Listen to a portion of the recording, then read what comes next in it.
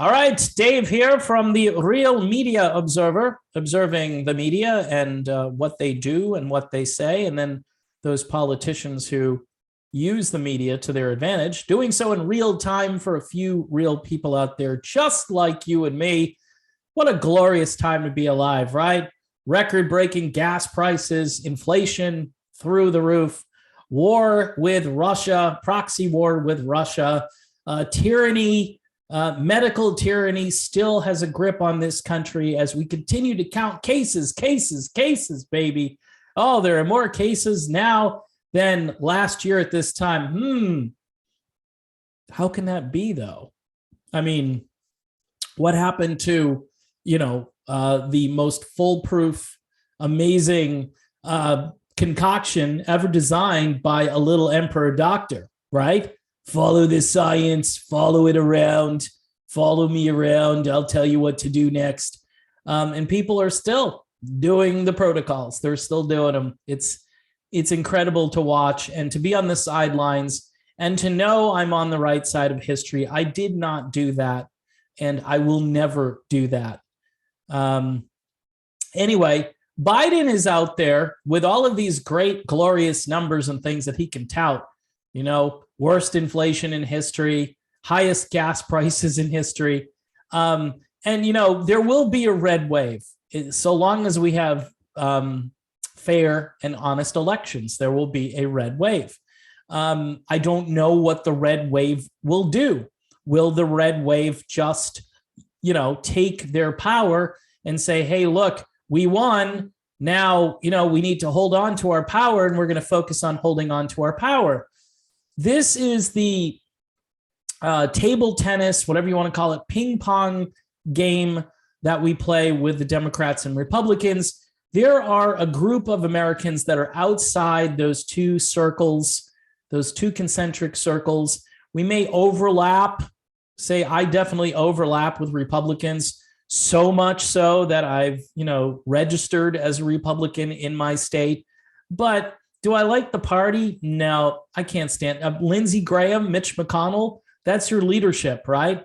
And the few people that I like Thomas Massie and Matt Gaetz and a few other people, Marjorie Taylor Greene, those people are all in the margins. They're considered to be, the ultimate in deplorable, right? Although Thomas Massie is more of a libertarian, independent, but just really a sharp guy, probably one of my favorite politicians, but he's all alone, right? And I think you got one, maybe two senators that are any good. Mike Lee might be okay. I don't know. Rand Paul is pretty good. And you may have your favorite politicians, but that's not enough of a coalition to move anything around other than the deck chairs on the Titanic. So with all of this great economic news for Biden, with all the pain and suffering, by the way, you're starting to see the housing market starting to turn. I knew it would. The stock market is now what? Out of control. What do they call it? Bear market when it's out of control. It's there. And, I see these reports in the morning. I had my wife get rid of her 401k because it was already worthless and it was going to become more worthless, and it turned out to be correct. Of course, they destroy you with penalties and so forth if you pull it out of there. But, hey, I want the money before the government starts raiding this stuff because, they will. They will. So Biden is out there, right? He's doing the same thing that he has been doing about blaming Putin for stuff. Putin's price hike at the pump, right? And now they have the number. Well, gas prices have gone up $1.77 or whatever it is since Putin's invasion.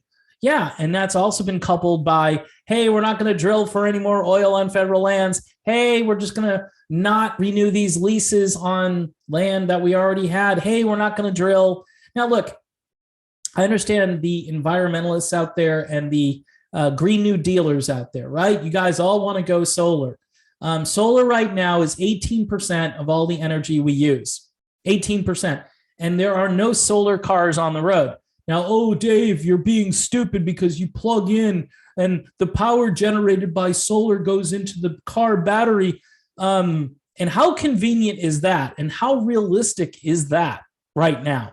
I mean, yeah, build as many solar panels as you want, because maybe we can offset the home power usage and have what we have left go over to the automobile industry. The trucking industry right now is getting destroyed. $1,200 to fill up a tank for a truck. All right. That's insanity. Okay. These people are going to go out of business. This doesn't work. You cannot just wish your way from one form of energy to another. What you need to do, by the way, is an administration in government, like Trump, Biden, whoever. It's not going to be Biden. Trump should have said, all hands on deck. We've got a future we need to build right now, and we need to be able to wean off of this stuff to another reliable, not intermittent form of power. A lot of conservatives won't even explore that. They got their F-150 and they're happy. I get that. But what if your F-150 ran on something else? Doesn't mean you have to plug it in. It means that we need to find something else to run it on, whether that's ammonia or hydrogen, or pick something, right? But we don't do any of that research. And yes, you hear during times like this, you hear about the greedy oil companies, but we set them up. Why weren't the oil companies greedy 2 years ago, right? Because we had adequate supply. Now, I'm not saying they don't take, of course they take advantage, of course.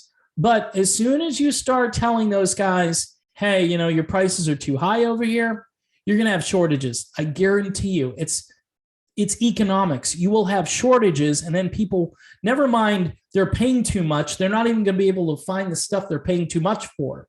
All right? That's our future. What's ironic is we blame Vladimir Putin for everything. When we start having food shortages, we're going to blame Putin because we decided not to buy Russian wheat. Now, what's weird, though, is Biden is actually telling or urging privately American companies that they should buy Russian fertilizer. Why?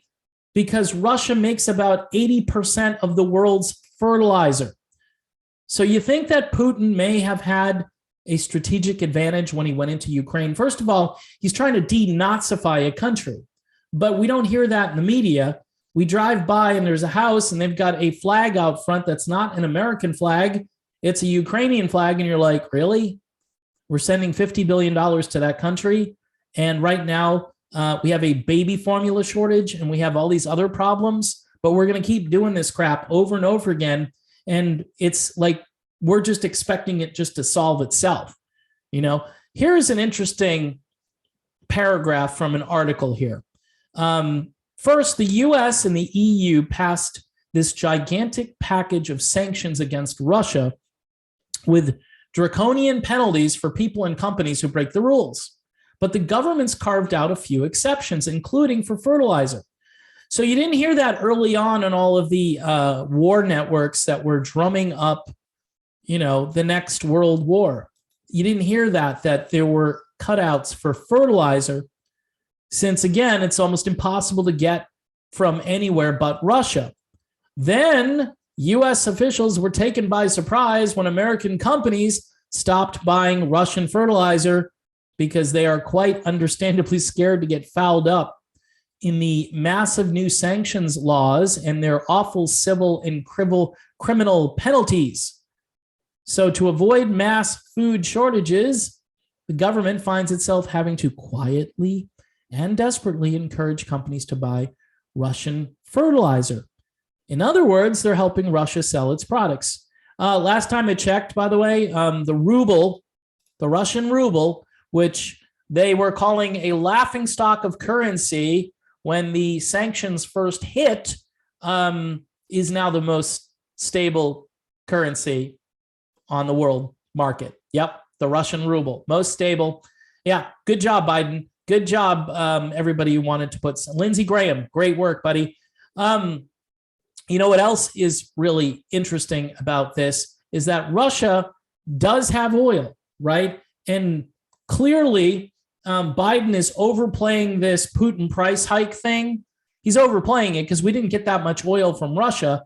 And I think when Trump was president, I don't know if we got any oil from Russia. Maybe we did, but it was insignificant. We were energy dominant under Donald Trump. Whether you like that or not, I liked paying $1.87, $1.92 a gallon. Okay. And that price fluctuated. I got nervous when it would get up to like $2.15 a gallon.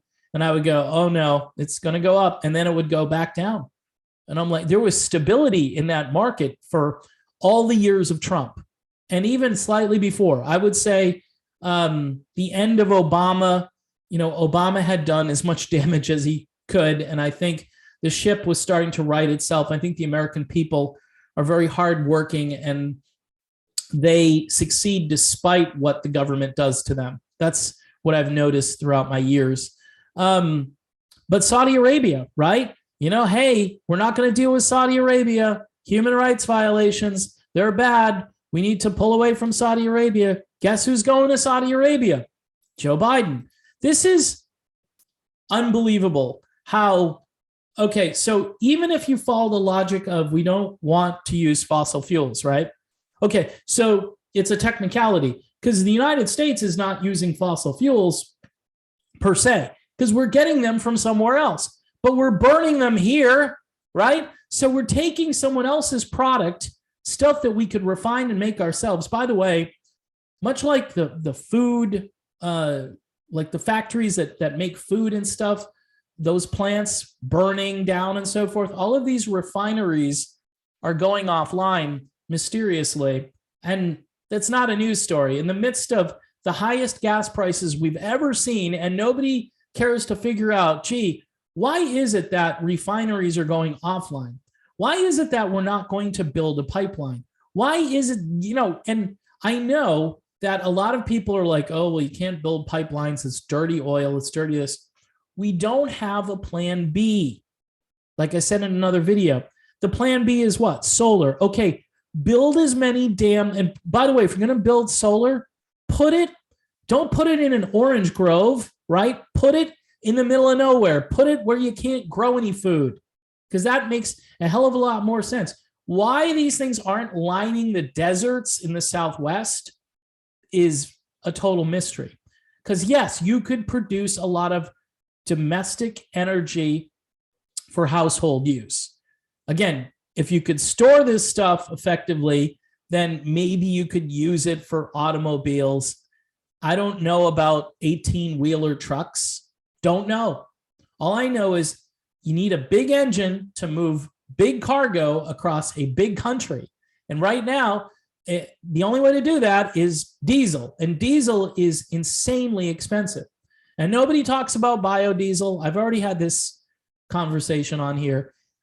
We are not problem solving this. What we are is we're putting crappy Band-Aids on big time bloody problems. That's what we're doing.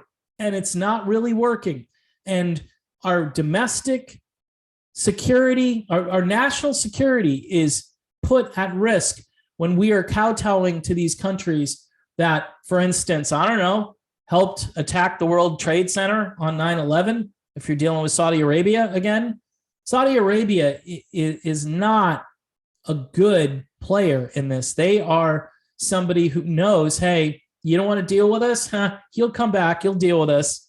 You'll have to, because we're the big show in town. You don't want to look like you're pumping oil on your soil, because that's what this is about, right? Well, we can get oil, just not from our own country, our own land. We need to get it somewhere else. Okay, that makes a lot of sense. So our costs go up. They get to set crazy prices. In the meantime, our gas prices don't go down. I mean, we might have supply, but the price is going to continue to go up. And there's no end in sight of this. So you've got the food crisis, you've got the energy crisis, and this dovetails with a couple of videos I did back about, I called it chaos, crisis chaos, because that's really what it is. It's just one thing after another. There's just a new crisis almost weekly.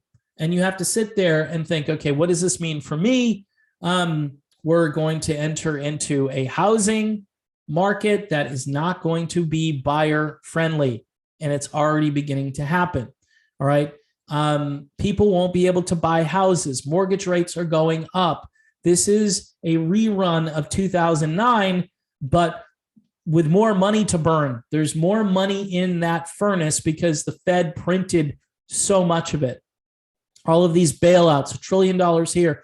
And they think, oh, the Fed will figure this out. The Fed has no idea how to fix this mess that we're currently in. No idea. So Biden is trying to get oil from Saudi Arabia. And I've also heard from Venezuela, where we've tried on numerous occasions to do regime change in Venezuela, right? That's how much we really love Venezuela as a country. Economically speaking, though, they are our partners, right? Because they have oil and we need to go get their oil. But more so Saudi Arabia, who apparently, because there was a journalist that got killed and then relationships went south, and, you know, it was a special journalist, I guess, one that they really cared about, not like Julian Assange or anything like that, or Edward Snowden. It's not like that, but it's somebody who, you know, they thought was important. And by the way, I'm not advocating, or I'm not saying I think it's good when countries kill our journalists over there. It's just that only certain journalists seem to matter to this particular administration, and maybe even the last one. I don't know. The point being is that we're willing to do business with this country, right, when we could be doing this ourselves. Whether you like Trump or not, I'm sure he would have sat down with a bunch of people, including oil company executives, and he would have said, look, our country needs oil and we need to get these prices down. And it's drill, baby, drill. At least for a while, it's drill, baby, drill. So again, I know it's not a long-term solution, but there is no current plan B long-term solution. If there is, it's being suppressed. And yes, do we need to tax big corporations? Biden was out there the other day saying, yes, people need to, all of his friends are not going to pay their fair share. You think Jeff Bezos is going to pay his fair share in taxes? All of these companies that since the pandemic, whatever you want to call it, started, they're making money, and all of these startups and small businesses shuttered forever. And you're sitting here and you're going to lecture everybody about paying their fair share. I'll believe it when I see it. And by the way, I don't think that's going to help with inflation. All that's going to do is increase, you know, the money going into the treasury, which again, the government has printed all that money. So I don't know what is real money. I don't know what's fake money. I don't think any of this money will be used, for instance, to fix infrastructure or maybe to do research and development. So someday, yes, maybe we can get off this current fuel that we use, which I don't think it's plausible for another 50 years based on where it is. It was 15% 30 years ago, and now it's up to 18%. That's how much we use of, you know, what they call renewables. That's wind, solar, hydro, stuff like that. And yes, are we underutilizing that source? Absolutely. We've got huge parts of states out west and probably even in the Midwest and maybe even in the South that could be used to collect electricity via the sun. That's nice. And I agree with that. The only problem is that's not going to fix it alone. And I know people don't like nuclear anymore. They're turning off or shutting down nuclear power plants. But with today's nuclear technology, at least the power plant kind, you could fix this problem, at least with the domestic energy supply going to houses and so forth. You could fix this if you really wanted to, and it would run safe and it would be clean. But people aren't willing to do that. We've been scared in so many different ways that we're not willing to pull the trigger on anything, which I think is our future. Politicians doing the most cowardly things and ignoring the biggest problems and basically kicking the can down the road. All right, that's my video. Thanks for watching. I will see you soon.